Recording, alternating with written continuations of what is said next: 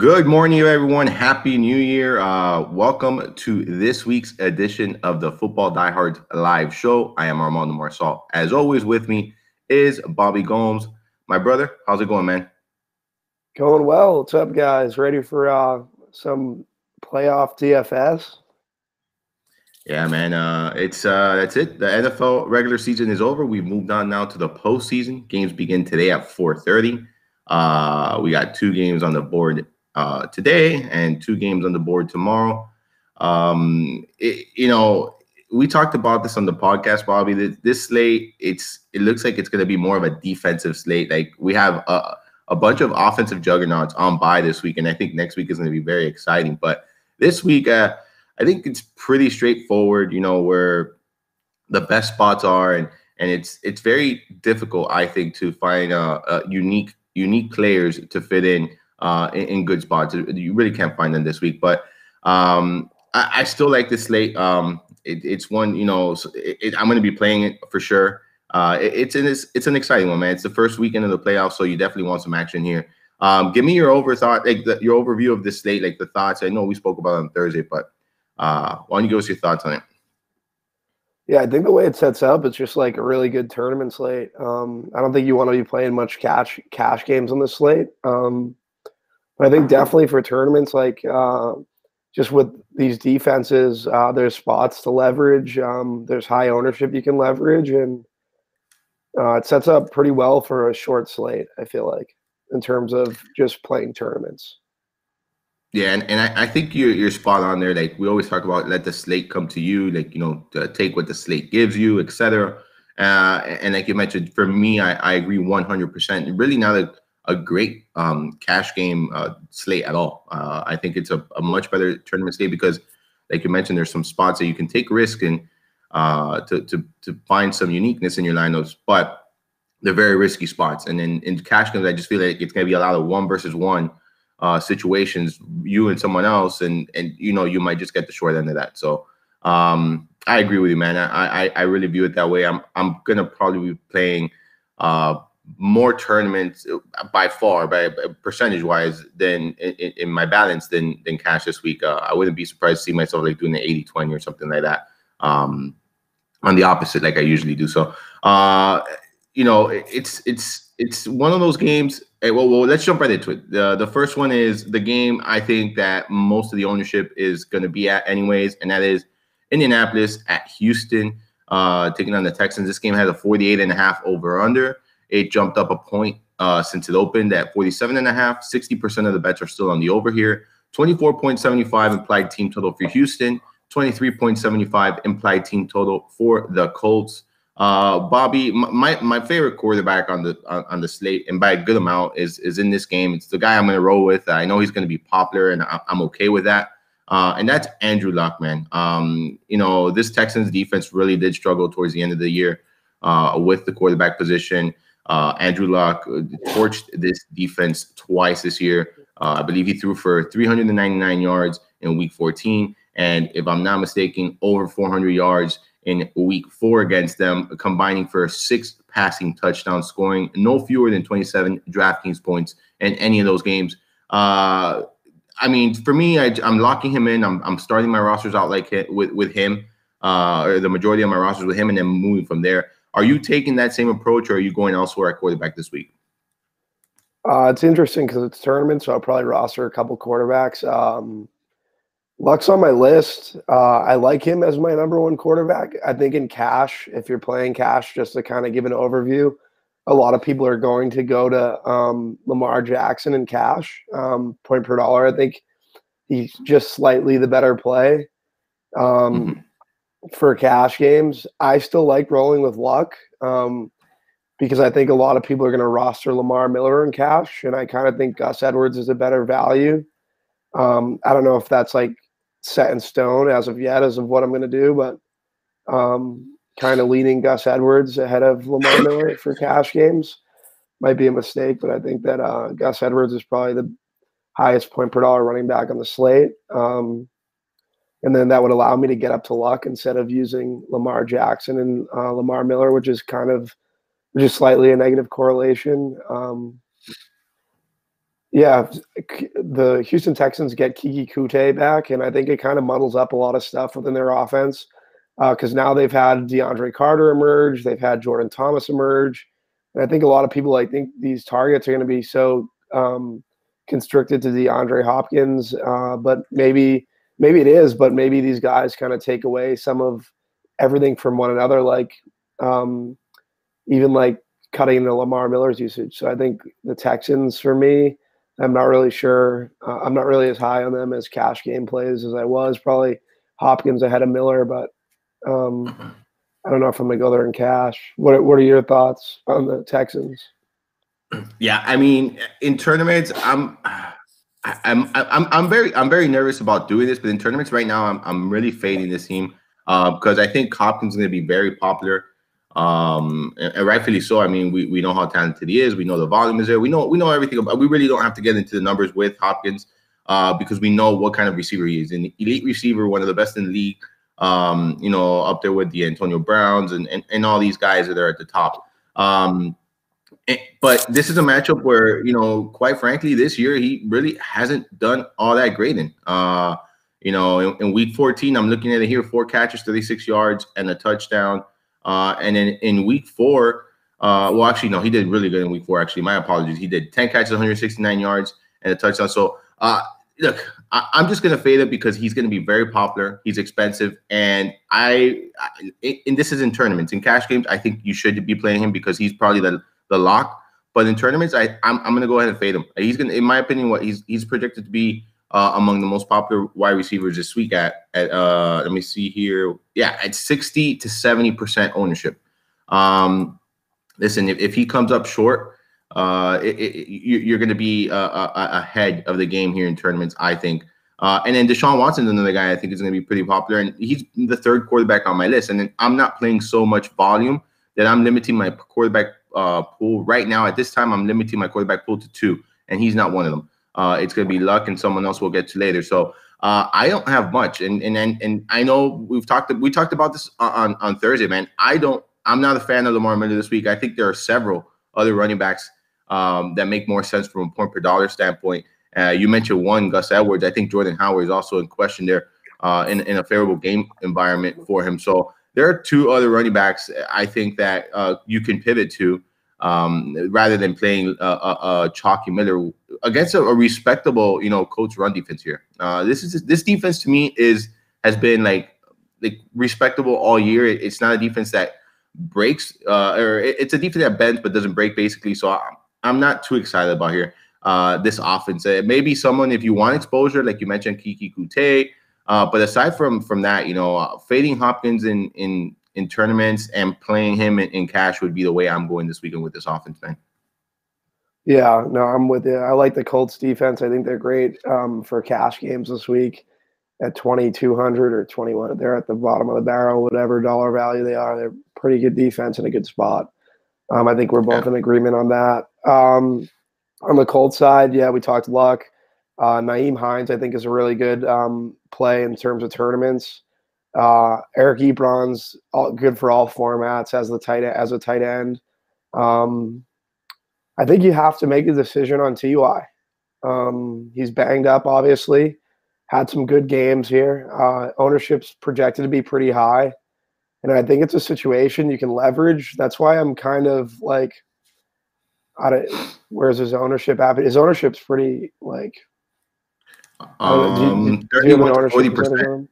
Yeah, 31 to 40%. Like, so that's where I stand. Like, I'd rather go him at low ownership than Hopkins, and I think they offer the same seating. We're very similar. Yeah, no, I get you. No, that makes sense. For me, I was just kind of thinking, I don't know, man. Like I like D Hop a little more than I like Ty. I think D Hop's I think D Hop's targets are going to be I think stuff's going to be taken away from him based on all the players they have back in this offense, even though he's supposed to see such high usage. And my issue with Ty is I think recency bias, people are going to chase him just because of how well he's played, and it might blow up. I have another receiver on the slate that I'm probably going to be pretty high on, which you can probably figure who it is by this point. well, two other receivers I kind of like better than both of them, to be honest. Yeah, they're, and that's another reason why. Like, all right, so like we also have to like think about when you talk about Hopkins, you also have to think about, okay, you're either going to take a chalky Hopkins or a chalky Zeke Elliott. That's kind of, you have to, it's going to be very tough to fit both of them in. You can do so, but it's going to be very tough to fit both of them in, right? And like your lineup a lot, especially when you're looking at all the mid-tier guys, I think, in good spots. And you alluded to some receivers that you like. I think those are mid-tier receivers, if I'm not mistaken, that are, you kind of want to fit in, but it's going to be very difficult to do so with both Zeke and Hopkins. And if I'm going to take one of the chalk, I honestly prefer Zeke. I know he's in a tough matchup too. I think Seattle's pretty respectable running defense. But if I'm going to pay up for any of the chalk, it's going to be Zeke. I just think that there's so much of a safer floor with him and as much of a ceiling. And we know that they're going to want to give him the ball in this spot in a home game playoff. They're going to want it to give it to their best offensive player, and that's Zeke Elliott. So kind of why, I don't have, like, right now exposure to Hopkins. Trust me, it's not something I'm excited about because I think Hopkins could come in here and just like smash this matchup. Like he's that type of receiver that could do it against anyone. But for right now, I'm considering fading Hopkins in tournaments as the, kind of my stance. Might change, depending on my roster construction. Like you mentioned, if I run I can also run a code stack with Hines, Ebram, and then run it back with someone like Hopkins because I'm saving it with Hines, but I won't be able to roster Zeke in that lineup. So kind of playing with my roster construction right now. But for now, I'm considering fading Hopkins in tournaments. Man, it is a scary thought though. It really is. I'm not comfortable with it. I haven't decided yet, but if you ask me what I'm thinking of doing, that might be the way I go. I'm with you, man. I think, look, Hilton is risky. He's dealing with that injury as well. And he's going to give it a go at less than 100%. So you're taking that kind of risk as well. I like Hines a ton, man. I like Hines. I love that call. I talked about it with you on Thursday. The Texans have allowed 6 receiving touchdowns to opposing running backs this season. That's the most allowed by a team, where they're tied with like 2 or 3 other teams for most allowed by a defense. So we know Hines' ability to catch passes to the backfield. We know his involvement in the passing game this year has been significant. So I agree. I think this is a pretty good spot for him. He did have 81 targets, 63 catches this year. And that's in a limited, he wasn't like the every down back. So he was in basically a work committee there, and he still was able to produce that. So he's definitely involved in the passing game, man. I like him quite a bit. Anything else here? We talked about Inman a little bit. I know as maybe a cheap option. He's 4,300 if you're trying to, find a unique way to stack here. He has at least, if I'm not mistaken, it was at least 4 targets in all but one of his final, I think it's 7 games or 6 games. So definitely involved. He's questionable. He was very limited at practice, dealing with a shoulder and a finger injury. If he gives the go, it's like somewhere where you're going to go for value. Yeah, I think you could definitely make your player pool. If he doesn't go, makes me like TY a whole lot more. But I agree. I think he's trending towards playing, I think, right? Correct? I might be wrong on that. Yeah, he's trending towards playing for sure. I just wanted to bring that up because he's someone that, again, you're looking for value and you don't want the chalk in this offense. Like, chalk is going to be Ebram and Hilton. Like, I mean, we know that for sure. You can go Hines, you can go Inman. If Inman sits, though, I definitely think that gives Hilton a boost. But I also think you got to start considering somebody.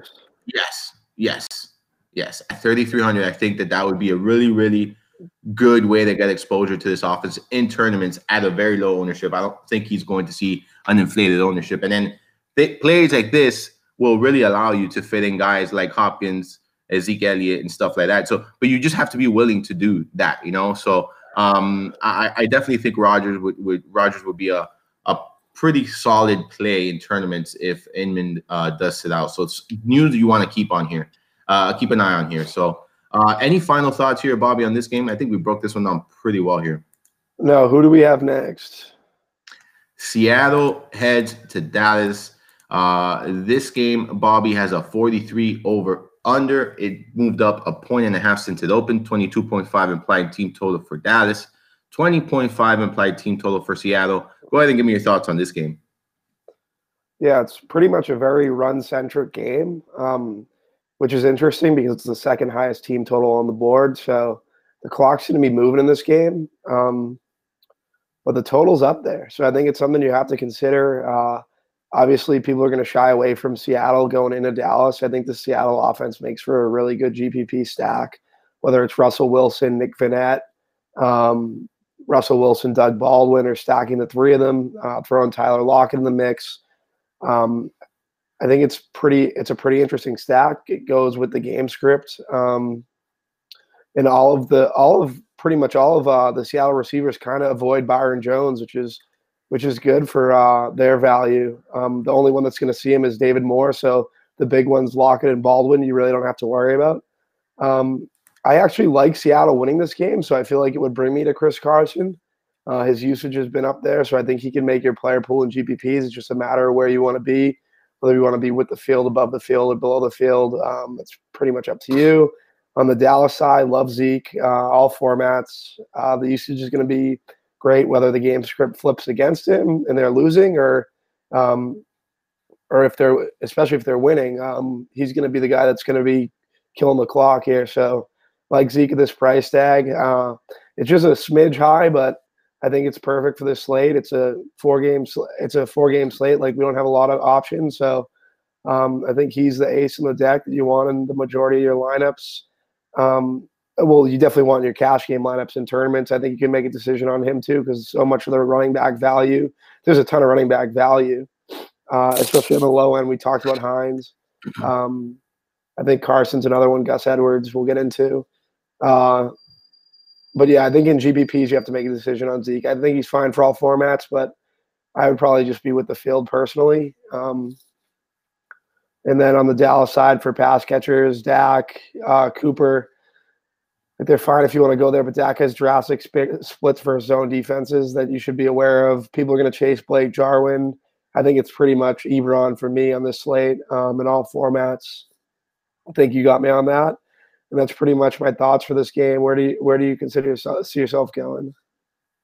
Yeah, I mean, Chris Carson, my favorite, running back, point per dollar at least on the slate. When you look at, obviously Zeke is the most talented running back on the slate.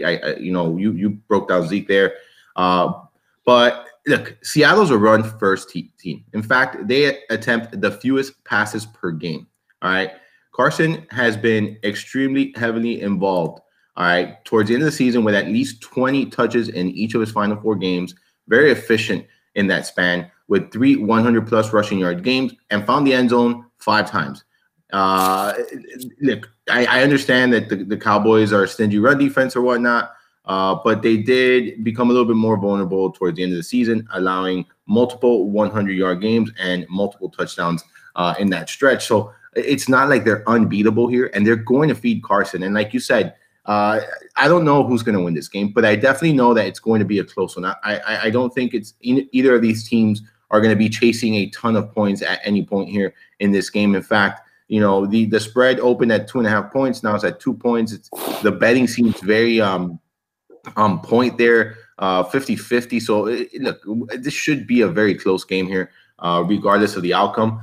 But I do like Carson a ton here. I think, and I think he's going to go overlooked. We talked a little bit about that as well on Thursday. Like, it looks like right now that he's expected to be anywhere between 13 and 16%. And on a 4-game slate, a running back getting 20+ touches, I think that's very, very a very low own percentage there. I don't know if that's good. It's going to come in at, but I trust these projections, man. So if I'm going to get them at that ownership in tournaments, I'm very happy with that, man. So I really like the idea of going a balanced lineup in tournaments, because I think everyone's going to be trying to fit in Zeke and everyone's going to be trying to fit in Hopkins. That there's a really good, I think there's some merit to just going balance. And Carson allows me to do that. He really does. At 6,800 really allows me to do that. So I like him quite a bit.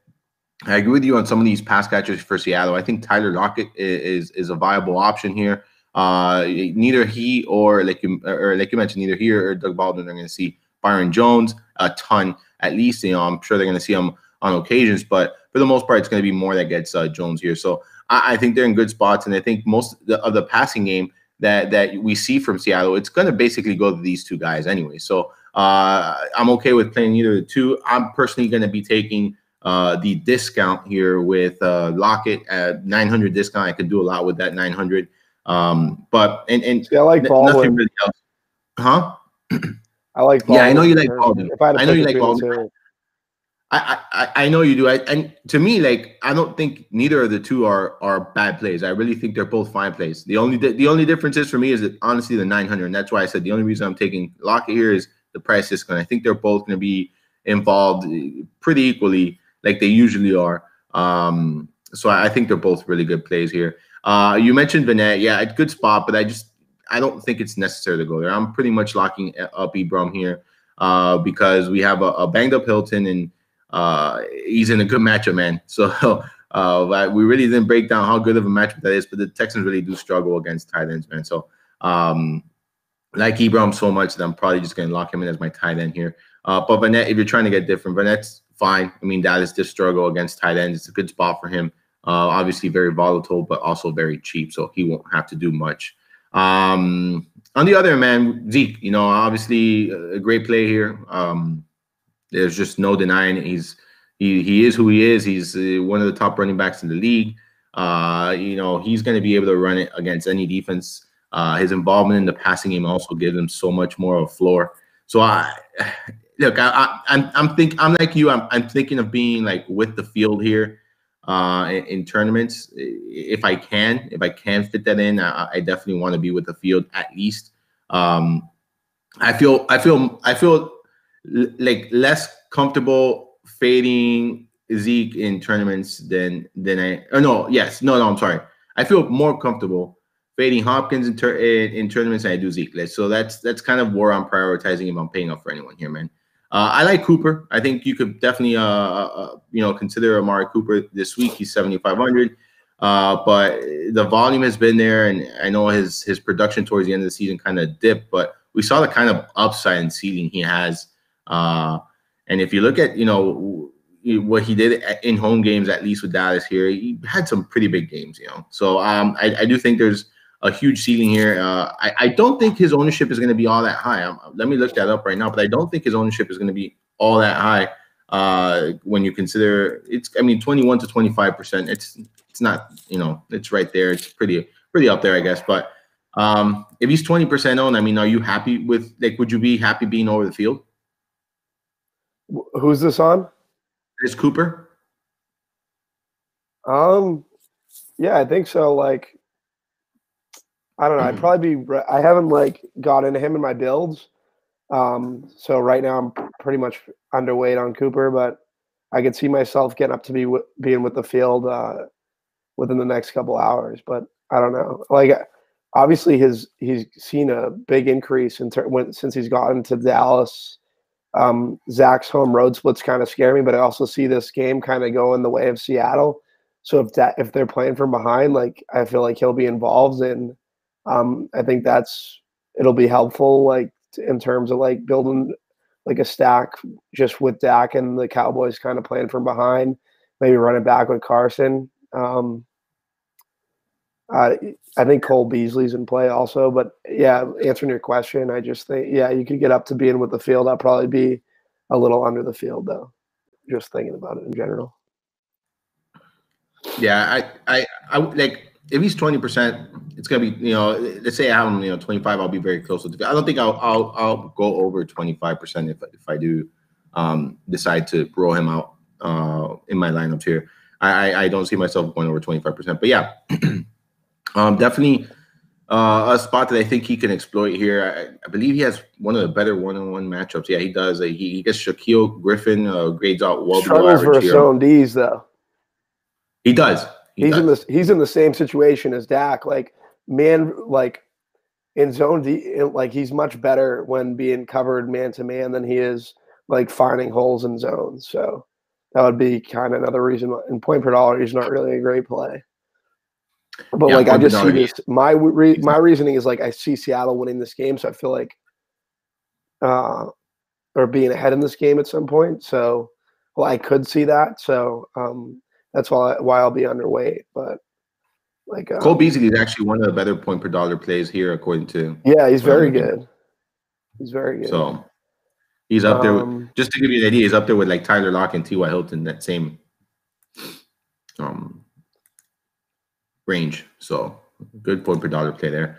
Any other thoughts here? I think both defenses obviously in play. We talked about early in the show, like most of these defenses are pretty good. So both of these defenses are in play for me here in this game. Yeah, in this slate, like I feel like all these defenses are going to have to be considered. So I'm with you. All right. Now we're moving on to Sunday games, and the first one on the board is the Chargers headed to Baltimore to take on the Ravens. This game has a 41.5 over-under. It's jumped down half a point since it opened. And to me, that seems like there's some pretty heavy money on the under because only 35% of the bets are currently on the under, yet it is moving downward. So something to consider there. 22.25 implied team total for Baltimore, 19.25 implied team total for the Chargers. Give me your thoughts on this game, Bobby. This is one that we saw these two teams meet a couple of weeks ago, and it looked like it didn't look. It was a very lopsided game. I don't think that's going to be the case this week, man. I think things are going to be a little bit closer. Give me your thoughts on this one, man. Yeah, for my projections, like the two best point per dollar plays on the slate are in this game. And I know a lot of people are kind of going to shy away from this game. I like Gus Edwards at 4,200, and I like Keenan Allen at 6,900. I think they're both great plays for all formats. I know ownership probably kind of says otherwise, but I feel like Keenan Allen's, just because he's seeing Baltimore, he's running most of his routes out of the slot. I'm not going to see not Jimmy. Who's the cornerback there? Which Smith is it? There's been so many Smiths in the NFL over the last decade that play corner. Keenan Allen is going to get Brandon Carr. Yeah, he's going to get Brandon Carr. So he's not going to get Marlon Humphrey, who is pretty good, nor Jimmy Smith. It looks like Marlon Humphrey. Tyrell Williams will get Jimmy Smith, and Marlon Humphrey will be on Mike Williams, according to this. According to Pro Football Focus. Do we have a height advantage on Marlon Humphreys? What's the height there? Because those between him and who? Between him and Mike Williams? Yeah. Yeah. Let me get that for you right now. Let me see. Mike Williams. I like Mike Williams' tournament play just for the ceiling. It looks like a 4 inches. No, that's pretty good. Mike Williams could jump out of the building too. Yeah, so like Mike Williams for tournaments. But yeah, like I said, I think Keenan's going to see at least like 10 to 12 targets in this game. Like they're going to go to their bread and butter in this game. And I think that's Rivers to Keenan Allen. So I love Keenan Allen on Rivers' end. I'd rather roster Luck. I'd rather roster their Lamar Jackson probably, but Rivers or Russell Wilson, but I think Rivers should be in your player pool too. Actually, I don't know about that. I probably will have him just because I'm going to have a lot of Keenan Allen, but I don't know. He doesn't necessarily have to be. I don't think I'm going to do enough lineups. I don't think I'm going to do enough lineups to have him, but I would. Yeah.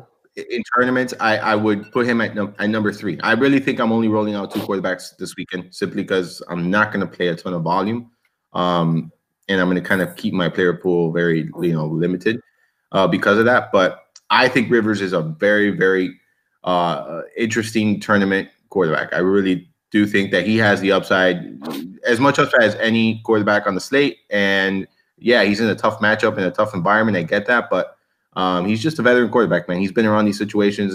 It tends to struggle for whatever reason in these situations, but I wouldn't be surprised to see him have a good game here. I like that. That's why I think he's going to lean on Keenan. I just think he's going to lean on Keenan. I don't think they're going to be able to run on Baltimore. That's the thing. I just don't think they're going to be able to run on Baltimore. And that's why I'm pretty sure that's why you haven't even mentioned Melvin Gordon. I'm with you. Melvin Gordon's not my player pool this weekend. He really isn't. I much rather, I really like when you look at the, the price here, it's 77. I much rather take, Carson on the road at 68, save myself the salary in a little bit of a better spot. And you know, Gordon hasn't looked good, man. Since he returned from injury, he really hasn't looked good, and he really did struggle against this unit. You know, only a couple weeks ago, averaging 3.4 yards per carry against them. It's a very stingy defense, man. So I'm not going to go there. Obviously, we know that the volume can be there for him. I don't think he's going to get 20 plus touches in this game, though. I really don't. I don't see that. I don't see the game environment ever, going in that direction. I really think, like you mentioned, it's going to be through the air. I like Allen a ton. I think he's underpriced. One of the better receivers, honestly, on the slate right now. And like you mentioned, I think he's probably up there. Let me look. I think he's up there with like D-Hop and point per dollar plays. Yeah, he's literally right there. He's number 2 in point per dollar play, Keenan Allen, behind DeAndre Hopkins here. So I like him a ton. I like that call a ton. I think, and like you mentioned, I don't think he's going to get a ton of ownership. In fact, his projection is 17 to 20%. I think that's just way too low. Really do think that's way too low here. I know the matchup isn't great, but I like him here a ton. I agree with you on Mike Williams. No interest for me in Tyrell Williams, and then no interest for me in the Chargers tight ends, man. You know, they expected Hunter Henry to come back and play this week. I'm not sure. Yeah, they haven't made a decision yet, but it looks like if he does suit up, he's going to be on a pitch count. That's what they're saying. No official word yet. So, look, there's no need to go there. There's no need to go to the tight ends here. Anything for you on the other side, on the Ravens side? I think John Brown's worth the term and flyer if he catches a deep pass, maybe gets behind the defense. And I think Travis Benjamin, too, on the San Diego side, just from a GPP perspective. It's multi-entry GPP, obviously. Like I talked about, Mike Williams, Travis Benjamin's coming back to the NFC North, AFC North, right? I don't know. No, I might be wrong about that. I don't know. It's 11 a.m. West. Yeah, it's Saturday morning. I think it's AFC West, if I'm not mistaken. AFC West, yeah. Ooh, no. Where the Ravens? You're talking about the Chargers? Whatever. Are you talking about the Chargers or Ravens? I'm just saying, like, you get Cleveland Browns. Ravens is North, man. You're right on that. AFC North, yeah. I didn't know definitively because I'm just like half asleep. But yeah, I think that there's something there for him. Maybe if you check his splits with the Ravens, I don't know. You can just check that out. I'm not a big revenge guy, but people had mentioned that. I think it's just kind of digging, if you ask me. But I don't know. Yeah, that's pretty much for this game. Where are you going? What game we have up next? Obviously, the final. Before we move on, I just want to make sure. I want to clarify something here in tournaments before we move on to the next one. Are we on? We're both on Team Fade Lamar Jackson tournaments, right? Like we're just gonna. I'm fading him in tournaments for sure. Yeah. So my 4 quarterbacks, I think I have. I think it would go Luck. I think he's probably 4th. Luck, Wilson, Rivers, and then Lamar Jackson. Okay. I'm not saying I'm probably not giving. That's my second quarterback right as of right now. I'm gonna try to change that for you in a minute. Yeah, I'm gonna. Yeah, no, I think I am in my builds, but I don't know. I just kind of didn't get there yet. I don't know. I have a good amount of my builds. So, see. Yeah. Excuse me. All right, so move on to this final game here. You got the Eagles heading to Chicago, 41.5 over under here. It hasn't moved since it opened. 24 implied team total for Chicago, 17.5 implied team total for Philadelphia. Bobby, my second quarterback is in this game, and that'll be Trubisky. I just think this is a really good spot for him. We talked about how this Eagles defense funnels to the pass. I know they went through a stretch, and we talked about this, pretty in depth on the podcast. They went through a stretch allowing a ton of yardage to running backs, but this was against Zeke Elliott twice, against Saquon Barkley, against the Saints backfield, and then when one game against Washington, and that was when I believe Adrian Peterson broke that 90-plus yard run. And in that game, they only allowed 101 rushing yards. So all of that damage came, or most of that damage came from that one single. Huh? Yeah. They got beat by good running backs, is what you're saying. Yeah, so it's not like they're a bad run defense. I mean, when you look at the rest of the game, towards the end of the season, they allowed over 50 rushing yards once in the last 3 games, and then prior to their bye week, the first 8 weeks of the season, they allowed over 55 rushing yards just once, and that was again to Saquon Barkley in week 6. So this unit is really, really good, and I don't think Jordan Howard is in that category with those running backs where we think that they're just going to be able to run down their throats. I don't think that's going to be the case. I think they're going to have to lean a little bit more on Mitchell Trubisky here.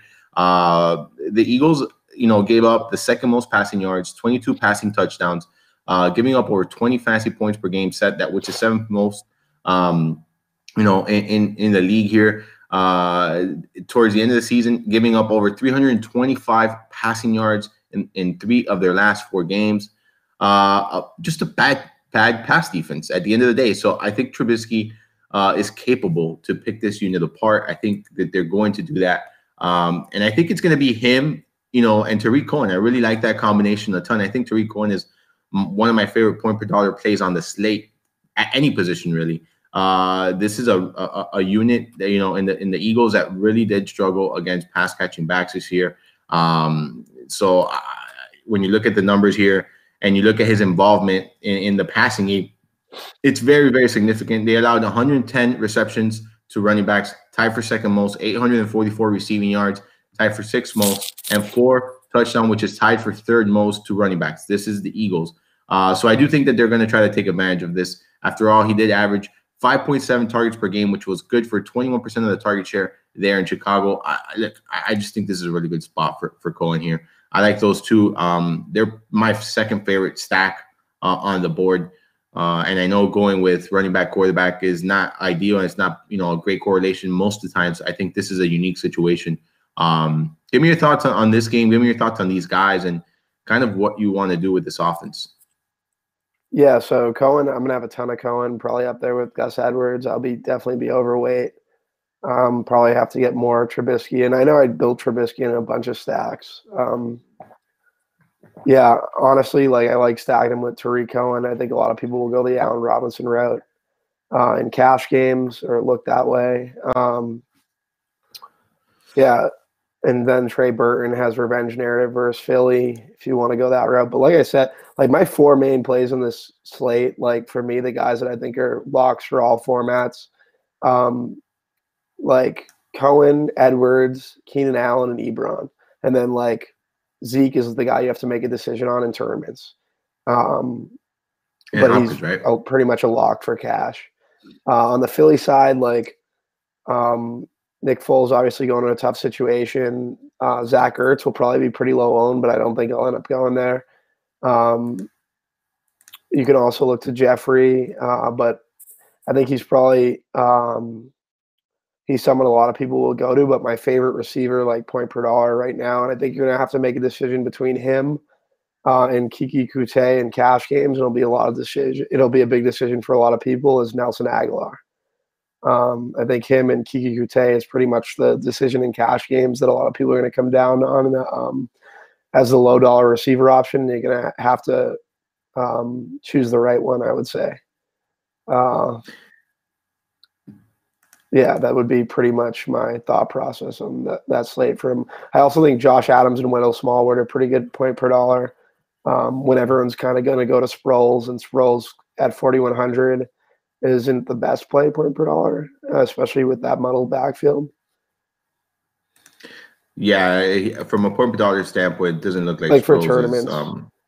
Yeah, it looks like from the Eagles, from what I'm looking at here, it looks like Smallwood is the best point per dollar play, and then Adams following with Adams, and then you get to Darren Sproles, like you mentioned. So I agree with you there.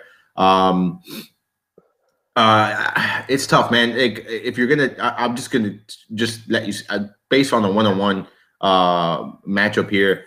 Nelson Aguilar gets Kyle Fuller, man. Very tough matchup for him. Whereas Kiki Kute, he gets Kenny Moore. Still a tough matchup, but I don't think it's as tough. from at least from a metrics and numbers perspective than it is for Kyle Fuller here.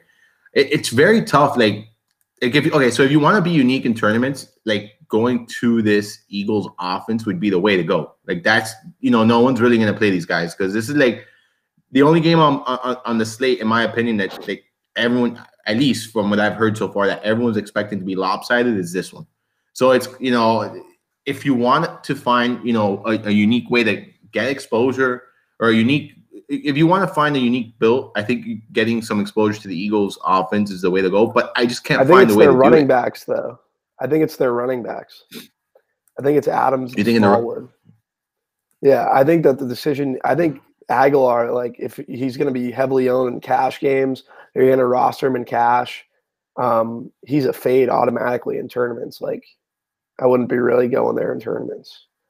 But he's not the bet. Like, obviously, a lot of people are it's going to be Kute probably, but I don't know. It's just like either one, I think, is a fade in tournaments. And then, like, you can kind of use this value at the Eagles running back position, mix in like a guy like Nyheim Hines and rotate them through a script. Yeah, that's kind of how I see. I don't know. I love Edwards too. Like I said, he's a pretty low running back. I don't know. I think there's a lot of ways to like kind of go against the grain in tournaments and fade Zeke. And like in tournaments, like fade him. Do you think not fade him totally, like be with the field, but have enough lineups to kind of just with the running back value to kind of differentiate yourself because people are going to overlook the running backs here with how good Chicago's run D has been and point per dollar. Smallwood and Adams have a really good matchup. So, I mean, just they don't have a really good match. They're just in a really good spot. So, I don't know. From the Bears, I think there's numerous ways you can go. I like Allen Robinson. I feel he's going to be, somewhat chalky, but I like him. I think he's in a good spot. I think this is a really good matchup for him. We know how generous this Eagles secondary has been to wideouts this year. I don't mind if you're trying to like go down and get cheap, exposure to this game. Someone like Taylor Gabriel, he's 4,500. Obviously you're looking at a hit or miss situation for him. But still think that, he's a viable option here. Especially if we think that, Trubisky is going to have to pass. I think I'm trying to find here from a point per dollar standpoint.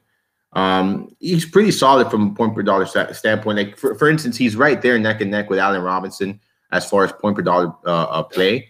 So if you're trying to get receiver on this offense at less ownership, you can go Gabriel instead of Robinson. I think that's viable. I trust me, I like Robinson. I wrote him up. I think he's in a good spot here, but I think any of these receivers are fine options. I think they're relatively cheap too, so I think you could definitely go there. What are you going to do with like Jordan Howard? I mean, he closed out the season very strong. He did. But yeah, so I respect this Eagles defense, man. Like I mentioned. Bias. Yeah, so you're fading, right? Yeah, especially with the numbers that you just gave me for the Eagles D versus running backs like average running backs like Howard. He's not Zeke. He's not Kamara. He's not Saquon. So he's Jordan Howard. Like that's where I'm going to make my decision. Exactly, and you're going to have to. He's going to have to look. He's going to be their red zone back. So if they get there and they, if he punches a couple in, like I wouldn't be surprised. But I'm not expecting a whole ton of production like we've seen from him recently. At least that's last week 109 yards, 2 touchdowns. Week 16, 53 yards and a touchdown. Week 15, 60 yards, a touchdown. Week 14, 101 yards. Like he's been productive. He really has been productive. I just don't, I don't see. He's going to have multiple touchdowns, in my opinion, here to really, really hurt on fading. I wouldn't be surprised to see him finish with, maybe 50, 60 yards and maybe a touchdown. I don't think that's going to kill you. That'll be a great return considering his price tag. But I don't think fading him is going to hurt you if that's, the outcome of his evening there. So obviously no Nick Foles this week. At least I'm not going to be playing him. he had a pretty strong closeout to the season, but the matchups were nowhere near what this one is here for him. So I'm not going to be going there. I actually think I'm not going to be paying up for the Bears defense, but I think that they're pretty good defense here. I think obviously the best defense on the board, but I'm not going to be paying up for them because there are so many other nice options as well here. So anything else, like obviously Zach Ertz would be the only Eagle that you would want to consider, but I'm just going to play Ebron. I mean, that's just the way I see it. I look at Ebron in the situation there, and I'm just going to go over the field. I know he's going to be popular, but just be overweight, and just kind of that's how I'll do it, Yeah. Ebron, Keenan Allen, Tariq Cohen, dude. Like if Ebron has a bad game, then he has a bad game, so be it. But I'd rather be over the field in this situation, honestly, on a 4-game slate than try to get cute, especially with a position that there's really, aside from Ebron and Ertz, there's really not much else to really be too excited about. Obviously, we did talk about Trey Burton. I don't like this matchup for him. I obviously I know there's a narrative, it's former team, blah blah blah, but we talk about we really don't care about these narratives, man. I feel like Trubisky kind of leans on him in tight games, you know what I mean? But I don't really see this game being that tight. Yeah, and that's actually I don't know. I think it could be I think it could be closer than people expect. Well, it's a 6.5 point spread. It's not like it's. Sorry. Yeah, no, man. Trust me, I'm struggling, man. Last night, my voice just completely went. I was telling my wife, I'm like, man. I told my wife, I don't even know I'm going to be able to do the show. I literally didn't have a voice last night, man. It was terrible. So yeah, I mean, it's that time of year, man. Everyone gets sick and stuff like that. But you're in Florida, though. You don't really have an excuse. Like, you have the kids. I got kids, man. I got kids, and what do you think, Florida? There's no cold in Florida, man. Listen, we have. I don't know. Understand, we go from 50 degrees to like 90 degrees. What's your idea of cold? It's like 30 degrees outside right now. Yeah, but you guys get a consistent cold. Like we get that 50-degree weather, then in the morning, and then you go out for lunch, and it's like 95 degrees. Then you go out, step out to the market in the night at night, and it's like 50 degrees again. It's like, what the hell? Like it just sucks, man. I mean, you guys, I prefer consistency, man. Like I don't like this, inconsistency of the weather, but definitely wouldn't want 30 degrees, man. I feel for you guys up there, man. I really do. Fortunately, I don't have to deal with that, man. But trust me, the humidity isn't that fun either. Everyone talks about, they love the Miami weather, man, but it gets really humid. It's really humid down here, man. There's a ton of mosquitoes. No, but it's a great city, man, without a doubt. Anything else here, man? In this game, I really look. I'm trying to find a Philadelphia Eagle player to consider just to have a unique build in my lineup. Right now I haven't come across that person that I feel comfortable rostering. If we think they're going to be chasing, obviously going after their passing game makes sense here. I was looking at Golden Tate has a tough matchup.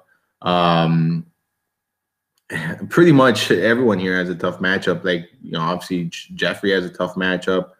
Aguilar has a tough matchup. So I would probably, from a point per dollar standpoint, it looks like Tate might be the guy you want to consider. Aguilar's the guy. Actually, no, it looks like Jeffrey's. I'm looking at labs. It looks like Jeffrey's a point per dollar guy here. Aguilar's second, yeah. Yeah, Aguilar's second on this offense, right behind Jeffrey. That is, yeah, man. I guess you can go there. I'm more than likely. I'm not gonna end up going there in cash. I'm just saying. I'm just pointing out. Yeah, no, not in cash for sure. I'm speaking tournament. Yeah, sorry I wasn't clear. I'm speaking tournament there.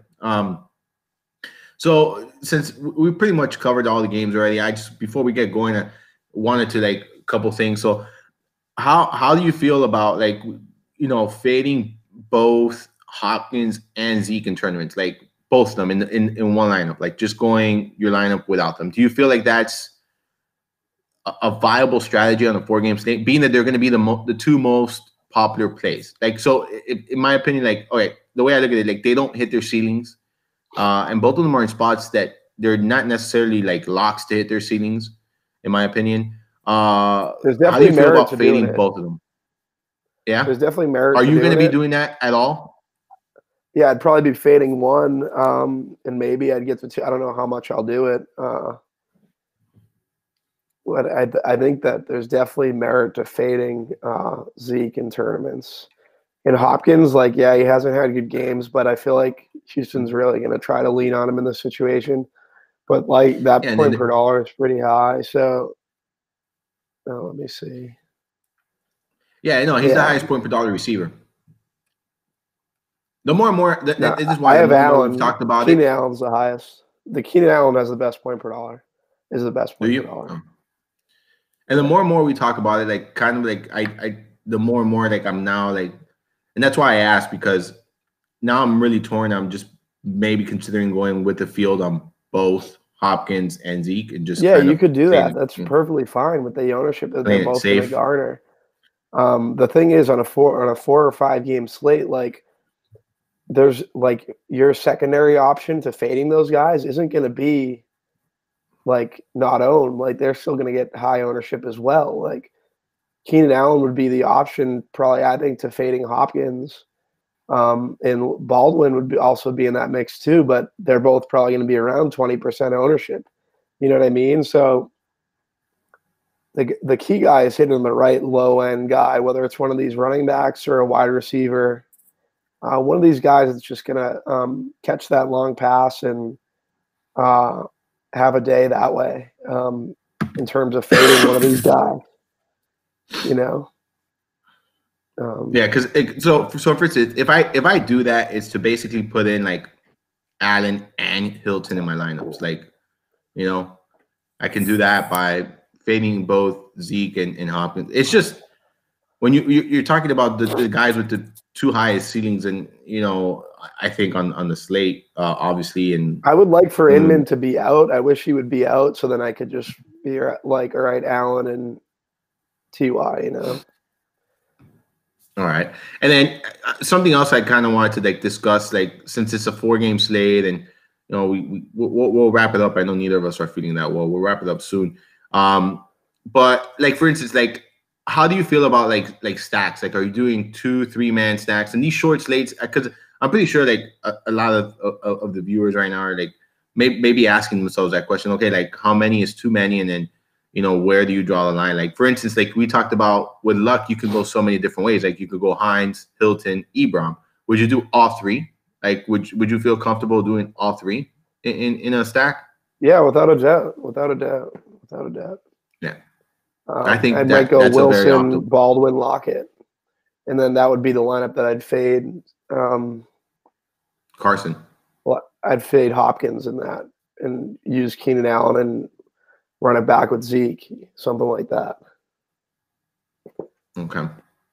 Yeah, because I mean I'm pretty sure that's a question, and I'm fine with it too in these short game states. Obviously, you know that's in my opinion a high variance, you know, way of approaching it, but definitely a ton of upside as well. Especially when you're looking at these team totals, the Colts are right up there. I believe a second highest team total here, and I think the Colts are going to win that game. Personally, I think Colts are going to win that game. So. I wouldn't be surprised to see them, you know, score more than that. And I do think it's going to be because of luck. Texans are, you know, pretty strong run defense.